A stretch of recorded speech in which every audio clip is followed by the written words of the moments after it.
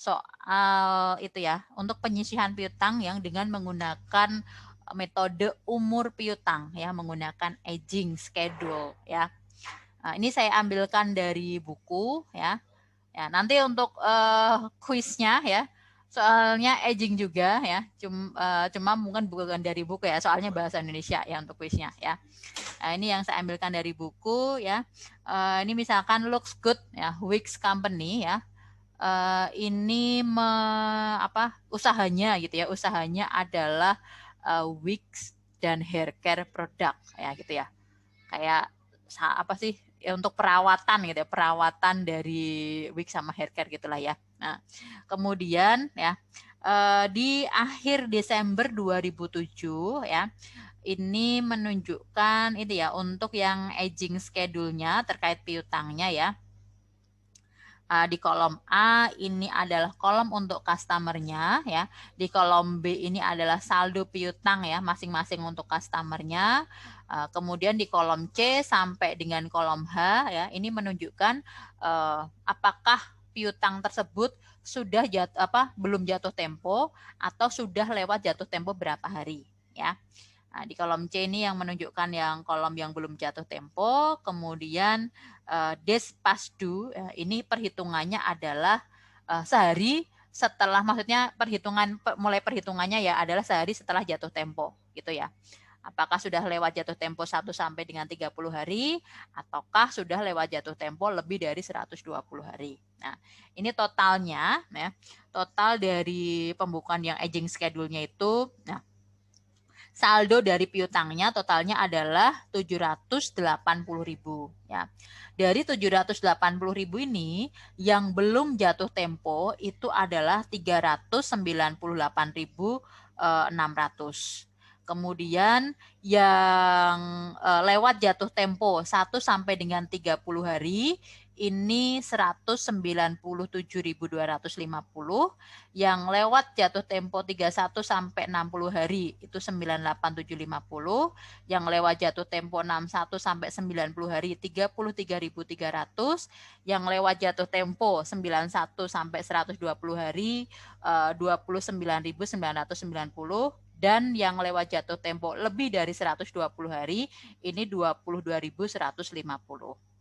Nah, ternyata ya dari daftar ini ya ada ada piutang yang belum tercatat di sini gitu ya. Ada piutang yang terlewat belum di aging schedule-kan ya, yaitu piutang ke pelanggan Uniquely Yours ya, Paradise, Morgan, Harris, Superior, Oh the Hair ya, Mountain Coating dan Theatrical ya.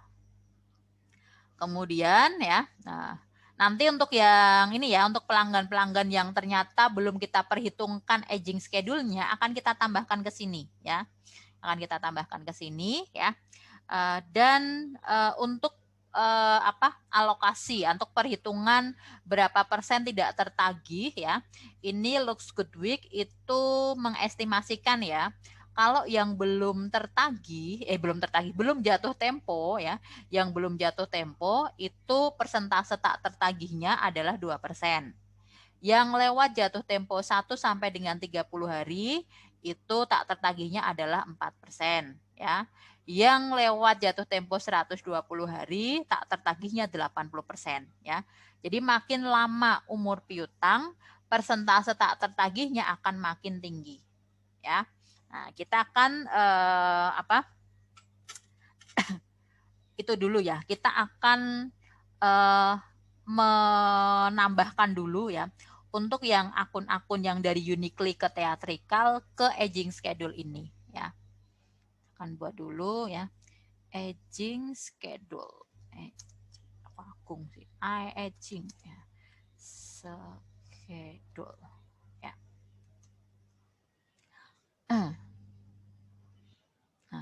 Receivable. Receivables-nya saldo, kemudian belum jatuh tempo,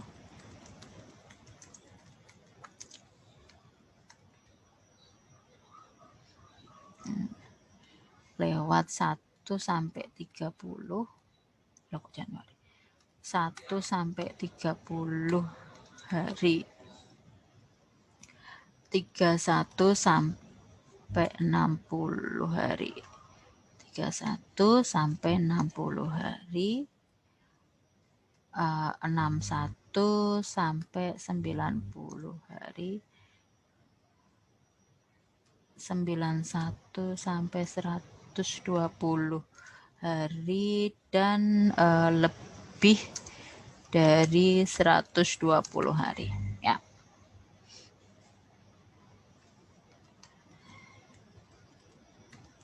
Lewat jatuh tempo.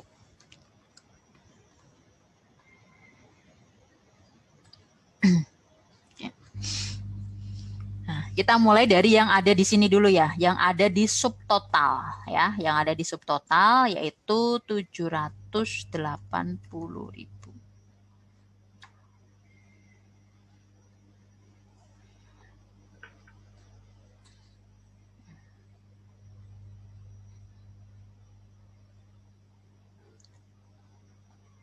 Ya.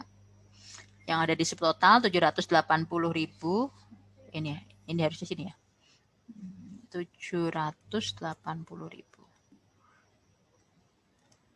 subtotal. Belum jatuh tempo 398.600. Lewat jatuh tempo 197.250, 3198.750, yang 61 hari 33.300, 91 hari 29.950, lebih dari itu 22.150. Nah, ini yang data awalnya ada ya.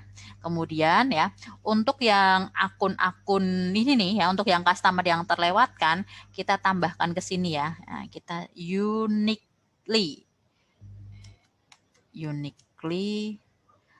Paradise, Morgan, Harry, Superior, the hair. Ya, the hair ya. Mountain, sama theatrical. Udah ya, pasti 1, 2, 3, 4, 5, 6, 7, 8. 4, 5, 6, 7, 8 ya. Nah, ada 8 customer yang harus kita alokasikan. Ini piutangnya apakah belum jatuh tempo atau sudah jatuh tempo lewat berapa hari ya. Nah, Uniquely 1.200, Paradise 1.050, Morgan 800, ini 2.000, 700, 3.500, 1.000, dan 6.200 ya. Kita akan hitung ya. Nah, dari ini ya, ini tanggal jatuh temponya ya, ini tanggal jatuh temponya ya. Ini sudah lewat berapa hari ya, sudah lewat berapa hari ya. Ke tanggal 31 Desember ya. Jadi misalkan ya, Uniquely ini ya, ini jatuh temponya di tanggal 1 Juli 2007. Sampai dengan 31 Desember 2007 ya, ini sudah lewat jatuh tempo berapa hari? Seperti itu ya. Nah, kalau dari 1 Juli ke 31 Desember, berapa bulan itu? 5. 6 bulan, hampir 6 bulan lah ya. 6 bulan kan udah lewat dari 120 hari ya. Nah, berarti yang ini ya lewat 120 hari. Ya kan udah lebih, udah lama banget gitu ya. Nah, sekarang yang Paradise dari 29 September ya ke 31 Desember. Ngitungnya ya, kalau ini di tengah-tengah gini ya, ngitungnya mulai tanggal 30 ya. Jadi jatuh tempo tanggal 29, kita mulai menghitung 1 itu adalah tanggal 30 September ya. Nah, jadi berapa hari itu? Kalian hitung 30 September sampai 31 Desember ya. September ada berapa hari? 30 apa 31? 30. 30. Berarti Septembernya cuma 1 ya. Nah, Septembernya 1, kemudian Oktober berapa hari? 31. 31 ya, Oktober 31. November berapa hari? 30. 30. Desember 31. 31. Nah, jadi berapa hari ini? 93. 93. 93. Berarti nanti masuk ke kolom yang di sini. Gitu ya. Nah, ini 93. Kita hitung dulu ya. Kemudian yang Morgan. Jatuh temponya 17 Oktober. Nah, Oktober itu 31 hari ya. Nah, kalian hitung dari tanggal 18 ke tanggal 31. Berapa hari itu?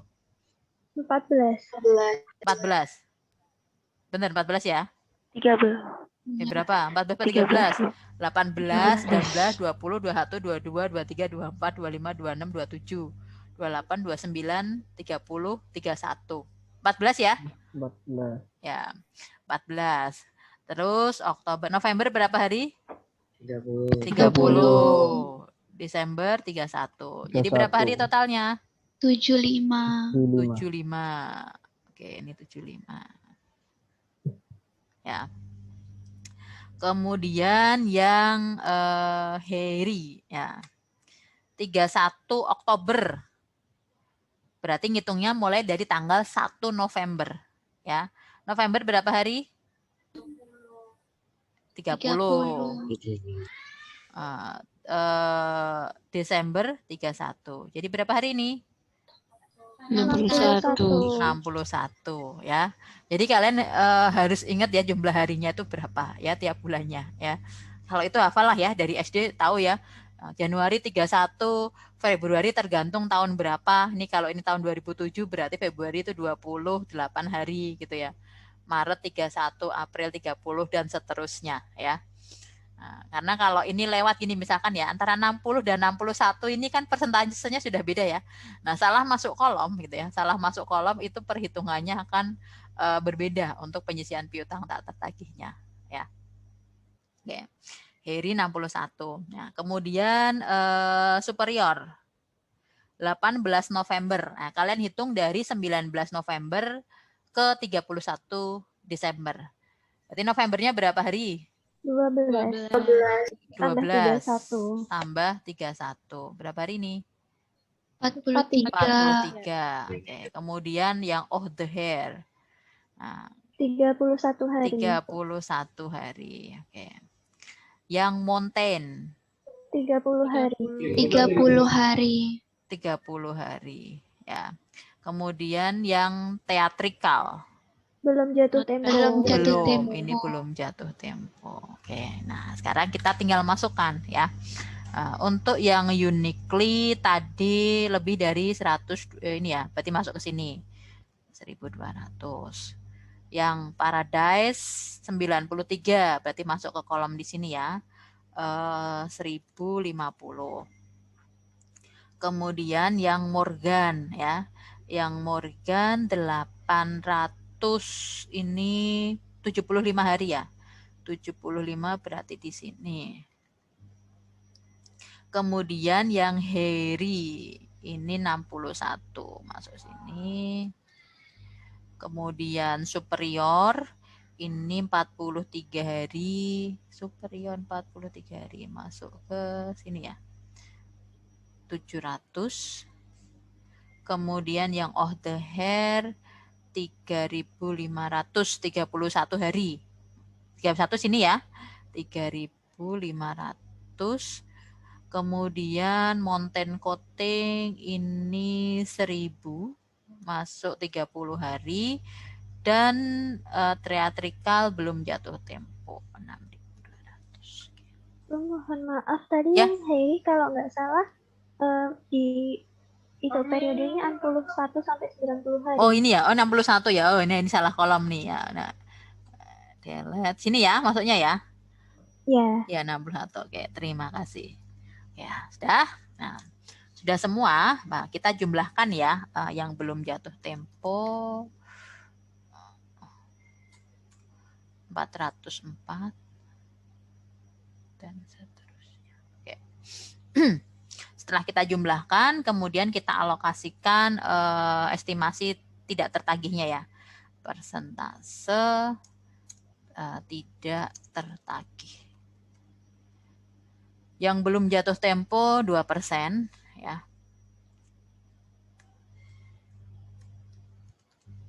Kemudian 1 sampai 30 hari 4%, lalu 10%, kemudian 15%, 35%, dan 80%. Tinggal kita kalikan ya. 404 kali 2.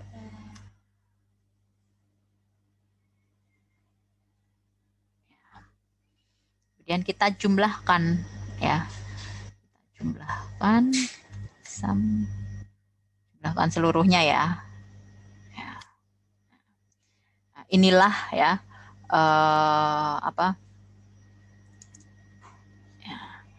inilah hasil perhitungan ya.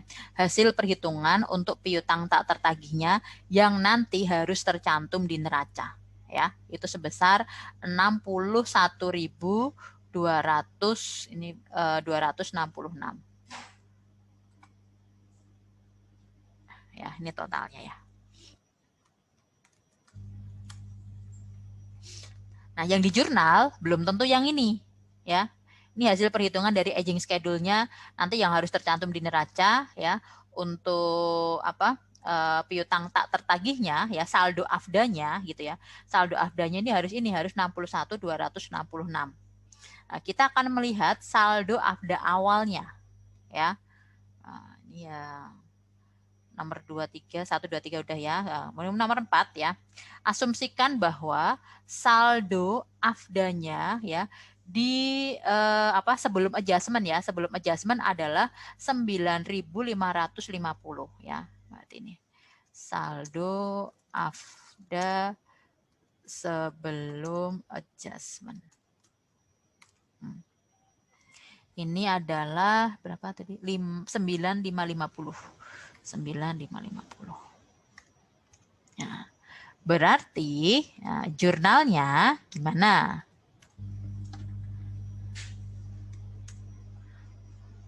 BDE pada afda sebesar 51.716. Ya. Kalau ini saldo afdanya kredit ya. Nah, ini saldonya kredit. Ya. Nah, berarti yang kita jurnal ya, Badep expense pada afda ya, sebesar selisihnya ya 61.266 dikurangi 9.550. Gini ya. Oke, gini ya. Sekarang coba misalkan ya, misal ya saldo afda sebelum adjustment misal 2.500 debit. Jurnalnya gimana?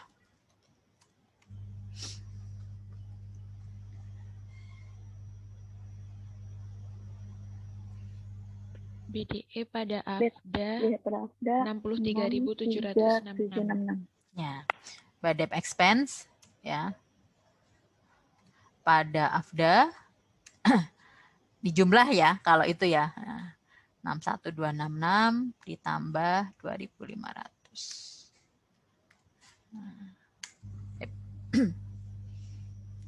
Ini saya tandain aja nih misal. Ya, untuk soal ini ada yang mau ditanyakan nggak? Izin bertanya, Bu. Ya, silahkan Abi. Untuk yang data unintentionally committed ini tahu dari mana ya, Bu? Belum masuk subtotal atau enggak? Kan kalau Bu Nur di sini menganggapnya belum masuk subtotal.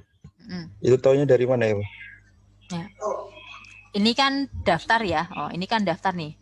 Berikut adalah daftar dari aging schedule gitu ya. Daftar dari aging schedule ini subtotalnya gitu ya. Setelah di aging gitu ya, dia mendata seluruh customer ya, seluruh customer maupun piutang-piutang lainnya itu didata tuh dari nomor 1 sampai nomor 30. Totalnya sekian. Ternyata gitu ya, setelah dicek lagi ya, kan ini dia bisa jadi menggunakan yang buku besar pembantu piutang tadi ya. Nah, ada dari buku besar pembantu piutang itu ada nama customer yang secara nggak sengaja itu belum tercantum di sini, seperti itu ya. Nah, ini kalau seperti itu kan harus dicek lagi tuh ada nih untuk perhitungan piutang tak tertagihnya ada daftar customer gitu ya, ada daftar pelanggan yang namanya belum kita masukkan. Nah, itu ya. Jadi kalau ini unintentionally omitted ya from the aging schedule ya. Berarti aging schedule-nya kan sebelumnya ya, aging of receivable schedule as the end of business ini seperti ini. Nah, ini unintentionally omit berarti belum dimasukkan ke sini ya. Secara nggak sengaja gitu ya, berarti baru ketemu oh ada nama pelanggan lainnya. Nah, yang pelanggan lainnya ini harus di aging juga gitu ya. Baik Bu, izin tanya lagi boleh Bu? Ya silahkan. Terkait UAS besok, kalau misal kan ini ada perhitungan tanggal ya Bu, itu kan lama menghitungnya, takutnya habis di situ. Kalau misal nanti kita pakai bantuan rumus Excel gitu boleh nggak ya Bu? Kayaknya nggak boleh buka itu ya, aplikasi lain ya, selain apa itu kalau yang di aplikasi soalnya itu? SEB. Ya, selain SEB itu kayaknya nggak boleh ya? Di dalam SEB-nya itu ada aplikasi pembuka PDF, terus Word, Excel, sama PowerPoint Bu. Oh bisa, boleh. Iya. Kalau untuk alat bantu ya, kalau misalkan nggak bawa kalkulator, pakai Excel juga nggak masalah sih. Tapi nanti mungkin izin ke itu ya, izin ke pengawas gitu, izin pengawas biar nanti pengawasnya nanya ke saya gitu ya. Oh, baik Bu, terima kasih Bu. Kalau sebagai alat bantu saya kira nggak masalah ya untuk untuk membuka Excel ya. Saya kira saya kira hanya file soal saja yang bisa terbuka gitu ya.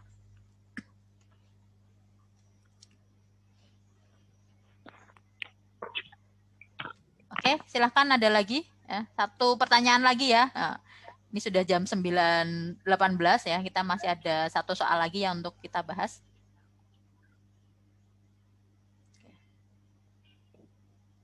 Kalau tanggal-tanggalnya hafal kan ya? Hafal ya? Allah. Januari 31, Februari 28 kalau bukan tahun kabisat ya.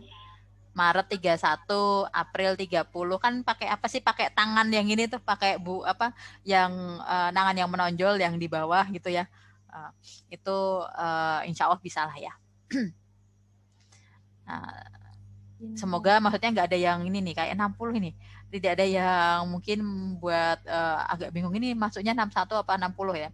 Yang jelas ngitungnya kalau ini jatuh temponya kapan, kita hitung dari hari setelahnya ya. Jadi kalau ini 1 Juli berarti kita ngitung mulai tanggal 2 Juli ya. Tanggal 1-nya tidak ikut dihitung. Seperti itu ya.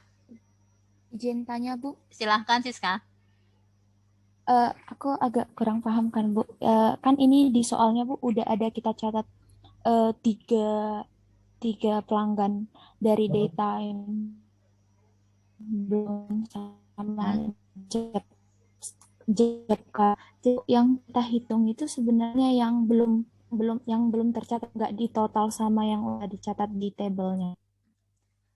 Ini kan aging schedule ya. Ini kan belum ini nih di subtotal ini baru subtotal piutang ya. Ini baru subtotal piutang dari daftar yang dari nomor 1 sampai nomor 30 ya. Ini nggak disebutin semua, kalau disebutin semua kan mungkin di soal itu jadi terlalu panjang gitu ya. Belum aku jadi, ya. Ibu maaf Bu, boleh ulangi nggak Bu? Tadi putus-putus. Ya. Jadi kalau yang di daftar yang di sini, yang daftar di atas ini adalah daftar piutang ya. Ini daftar untuk piutangnya ya. Belum perhitungan dari ini ya, belum perhitungan dari yang berapa sih yang nggak tertagih ya. Ini masih menyajikan piutang menurut umurnya ya, menurut umurnya. Apakah ya kita mengalokasikan apakah piutangnya belum jatuh tempo atau sudah lewat jatuh tempo berapa hari untuk pelanggan dari nomor 1 sampai nomor 30. Ya, jadi ada 30 pelanggan nih ya, ada 30 pelanggan yang kita aging schedule untuk piutangnya. Nah, dari daftar yang 30 ini gitu ya, ternyata ada 8 pelanggan nih yang belum kita masukkan ke sini. Ya. Nah, jadi yang sebelumnya ini sudah kita total dari 30 pelanggan itu ada 780.000 gitu ya.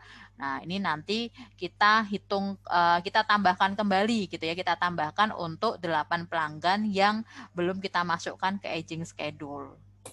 Ya. Oh iya Bu. Aku kira tadi Bu yang total subtotal 180 itu udah termasuk yang belum ya apa ini gitu. ya kalau yang di sini sebelumnya yang ini gitu ya, aging receivable schedule-nya ini ya. Jadi aging-nya awalnya ini ya dari 30 ya. Kemudian akun-akun berikut ternyata secara nggak sengaja gitu ya, belum termasuk dari aging schedule ya. Jadi harus ditambahkan ke yang daftar ini. Gitu ya. Baik Bu, terima kasih Bu. Oke, bisa kita lanjut ke soal berikutnya ya. Bisa, Bu. Ya, nanti kalau ada pertanyaan lagi silahkan saja. Nah, saya izin lanjut dulu ya. Soal berikutnya ya, ini untuk estimasi ya, estimasi nilai persediaan ya, estimasi persediaan menggunakan nanti retail maupun menggunakan gross profit ya. Nah, sekarang yang diminta di sini pertama pakai yang retail dulu ya. Nah, untuk yang retail lebih dahulu. Ini ada dua ini nih ya. Oh, yang retail yang Miramar ya. Marimar ya. Marimar nama itu ya. Telenovela. Kalian nggak tahu kayaknya ya. Jadi ini ada dua perusahaan ya, ada Miramar dan ada Boyar ya. Untuk yang Miramar kita diminta menghitung estimasi persediaan menggunakan retail method ya. Kemudian untuk yang Boyar kita diminta menghitung nilai persediaan menggunakan gross profit method ya. Pertama untuk yang Miramar dulu ya, Miramar.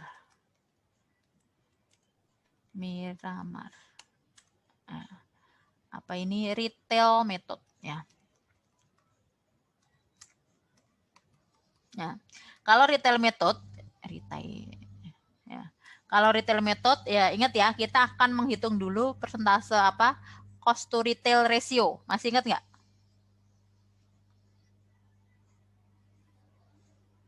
Masih, Bu. Masih ya. Nah, masih ke cost to retail ratio ya.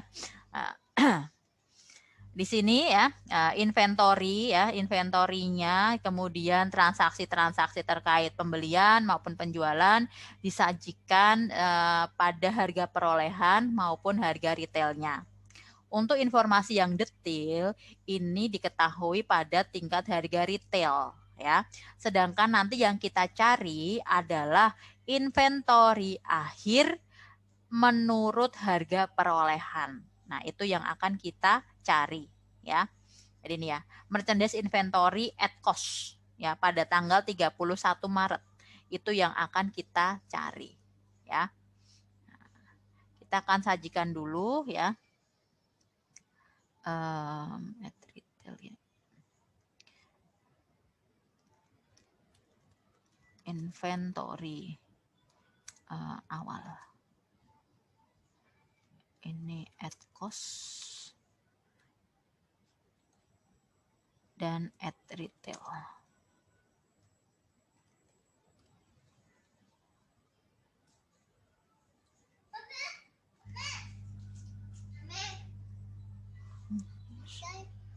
Aku di calling. Ya. Ya, inventory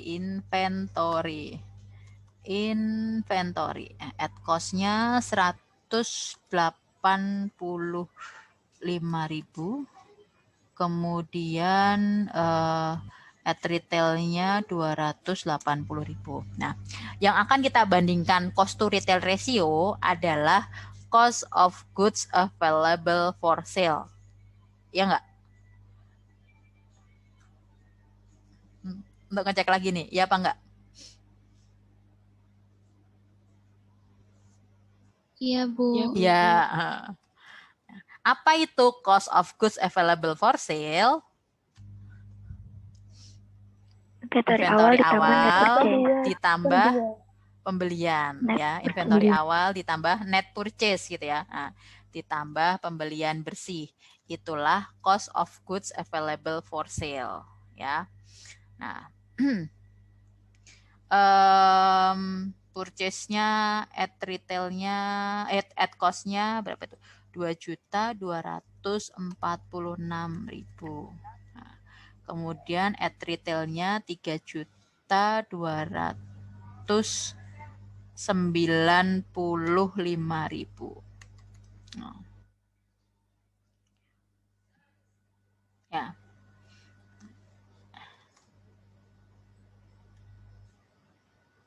Namanya apa ya? Available for sale gitu ya.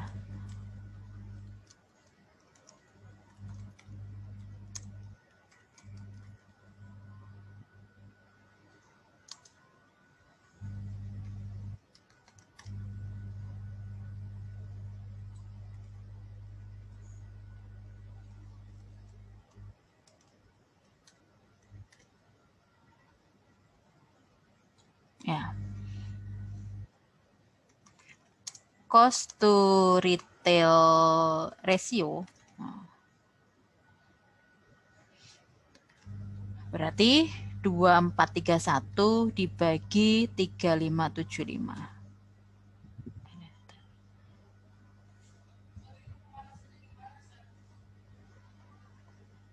Ya. 0,68 ya, 0,68. Ini enggak tahu nih bulat apa enggak ya. Coba kita pakai yang 3 angka belakang koma.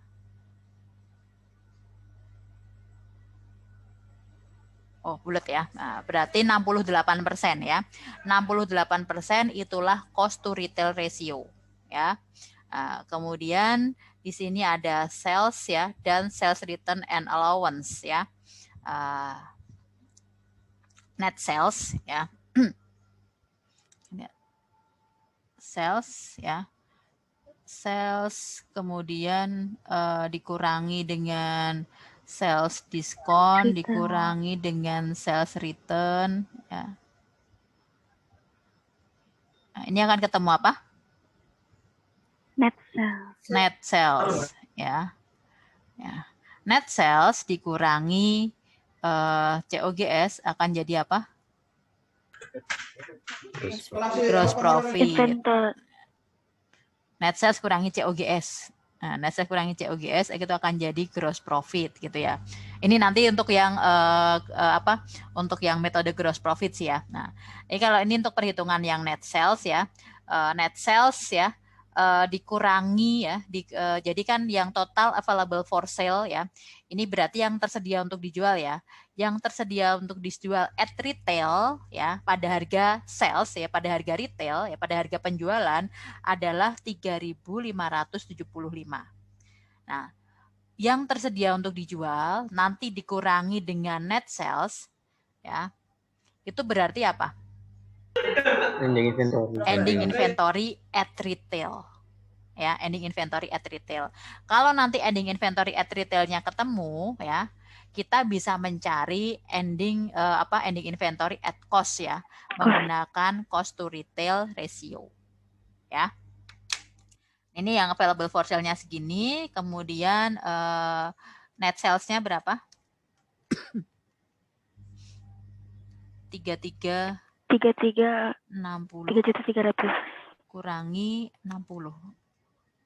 Ya, 3.300.000 itu adalah net sales ya at retail. Ya. Net sales at retail-nya sekian, available for sale at retail-nya sekian. Nah, berarti ending inventory Ya. 275.000. Nah, 275. ya, ending inventory at retailnya adalah yang available for sale at retail dikurangi net sales at retail. Ya, ketemu 275.000. Nah, minta tambahin at retail ya. Berarti ending inventory at cost 68%. ini kali Dikali 275.000. Ya, ketemu ya. Ending inventory at cost-nya adalah 187.000 ya untuk yang Miramar. Oke. Oke, yang soal yang Miramar selesai ya. Kemudian kita ke Boyar ya. Ya, ke Boyar. Nah, kalau yang Boyar ya, ingat-ingat ini ya. Nah, jadi sales kurangi COGS adalah gross profit. Nah, COGS adalah apa? COGS apa? Dari mana COGS? Level for sale kurang dengan inventory. Inventory awal. Nah, ditambah pembelian ya, ditambah net purchase. Net purchase. Ya, dikurangi Kurang ending inventory. ya, kurangi inventory akhir atau ending inventory. Ya. Oke. Sekarang kita kerjakan yang Boyar ya. Inventory awalnya ini gross profit ya. Gross profit method. Inventory awal. Inventory awal 425. Kemudian ya, transaksi selama Agustus dan September ya. Bentar, kita baca dulu ya. Nah, estimasi ya, diminta menghitung ending inventory at cost ya, cost dari merchandise inventory pada 30 September menggunakan gross profit method. Asumsikan bahwa Boyar ini melakukan perhitungan fisik ya dari inventory di tanggal 30 September dan menemukan bahwa inventory akhir ya, inventory yang pada tanggal 30 itu adalah 398.250. Jadi ini hasil cek fisiknya sekian ya, hasil cek fisiknya sekian. Nah, berapa inventory yang hilang ya, akibat ada curian gitu. Misalkan ada kecurian atau ada kebakaran besar-besaran ya. Itu menurut catatan sebenarnya berapa sih gitu ya. Nanti akan kita bandingkan yang tersisa. Yang tersisa di gudang sekian ya. Nanti kita hitung loss-nya nih, yang hilang itu berapa ya berdasarkan catatan ini ya. Jadi ini periodenya dia periode 2 bulanan ya, berarti ya periode Agustus yang nanti berakhir nih misalkan 30 September ya. Inventory di awal Agustus 425.000. Kemudian nanti yang menambah inventory adalah purchase ya. Nah, untuk menghitung cost of good available for sale ya. Purchase-nya netnya 2980 ya. Inventory tambah purchase adalah cost of goods available for sale.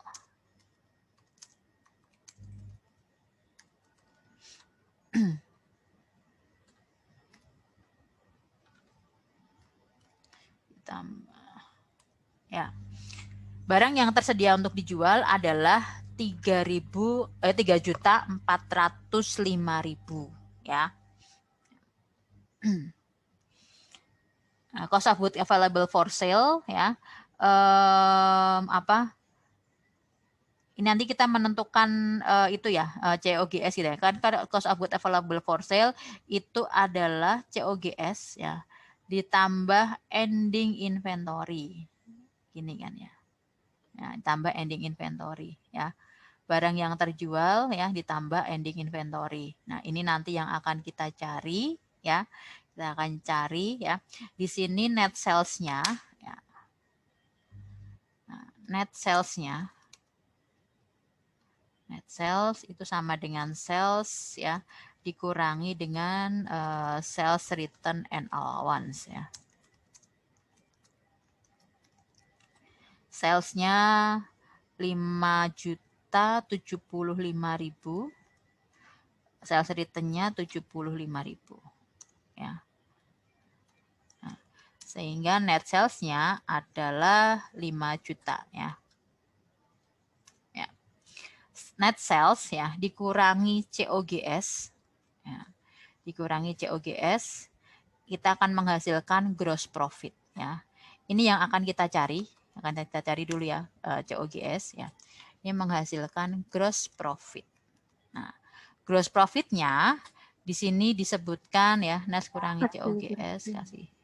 Nah, ya.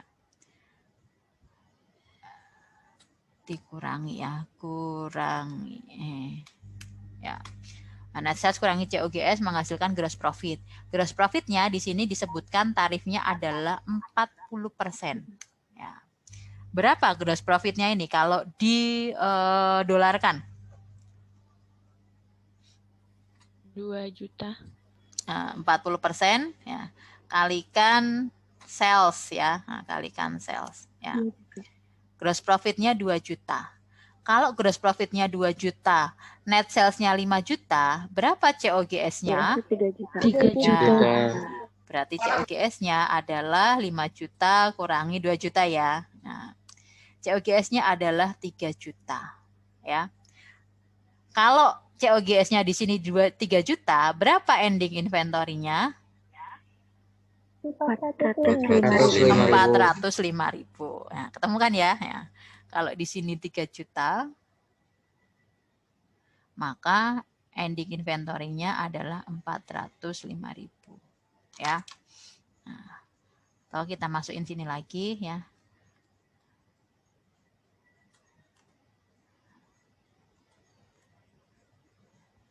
Nah, cost of goods available for sale kita kurangi dengan COGS, maka akan kita peroleh ending inventory.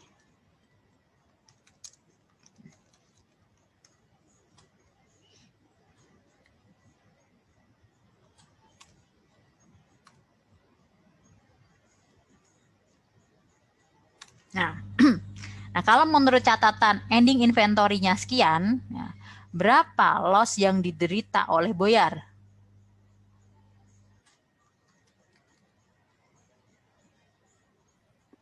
6.700. Ya, ini 405 dikurangi 398.250. Nah, inilah loss yang dialami oleh Boyar ya, yang loss akibat kehilangannya sekian ya, 6.750. Seperti itu ya. Nah, kalau purchase ya, nanti kan ini purchase-nya secara net nih. Nah, kalau misalkan data purchase-nya itu detail, ya, apa saja yang mempengaruhi nanti perhitungan net purchase? Purchase return. Ya, net purchase ya, kita perhitungan di sini ya, kalau ada net purchase.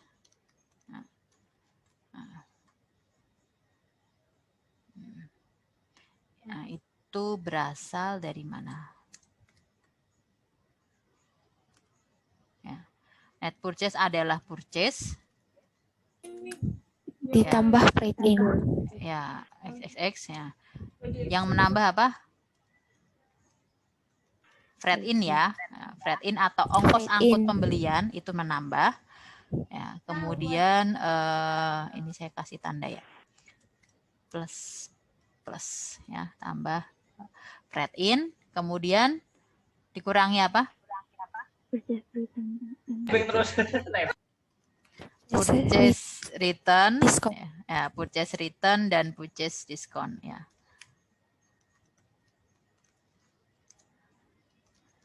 Diskon.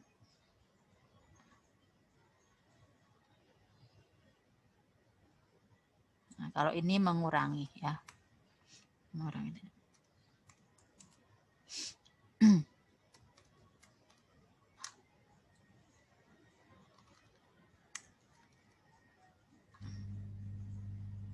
Ya. Nah, nanti kalau purchase-nya ini informasinya detail, berarti perhitungkan dulu ya net purchase-nya, diperoleh dari nilai purchase-nya ya, pembeliannya ditambah dengan ongkos angkut pembelian. Ingat ya, ongkos angkut pembelian ya. ongkos angkut penjualan tidak dimasukkan ke perhitungan ini ya. Ongkos angkut pembelian kemudian dikurangi dengan purchase return dan dikurangi dengan purchase discount ya. Oke, ini untuk pembahasan soal perhitungan inventory dengan retail dan juga metode gross profit.